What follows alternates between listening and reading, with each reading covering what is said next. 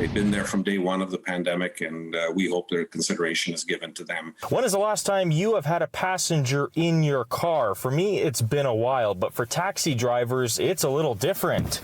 That's because they have passengers coming in and out of their cars every single day. The taxi industry is continuing to call on the provincial government to vaccinate taxi drivers to not only protect those who are driving, but for those in the public who are taking the cabs as well.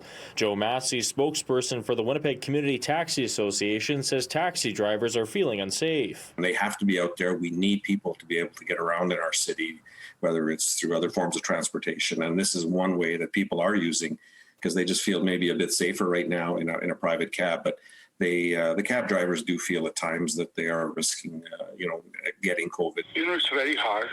If the taxi driver has vaccines, all customers are safe.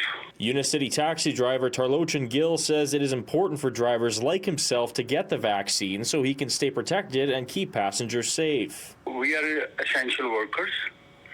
We should get vaccine as soon as possible after the seniors and healthcare. We take the seniors to hospital, bring from them to, there are lots of school trips.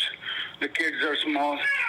So if any taxi driver gets infected, kids and seniors, it will affect more and more lot from there. As requested by City News, a spokesperson from the province provided this statement saying, Manitoba provides public updates when our vaccine eligibility changes, and at this time there has not been an expansion to include taxi drivers. However, any taxi driver who is eligible based on their age or other provincial criteria are encouraged to be immunized. Massey says the industry fully supports priority access given to those who are at risk, including frontline workers, but says it is time for the province to consider giving the vaccine to taxi drivers. This is not just about the cab drivers. This is also about passengers who step into the cabs.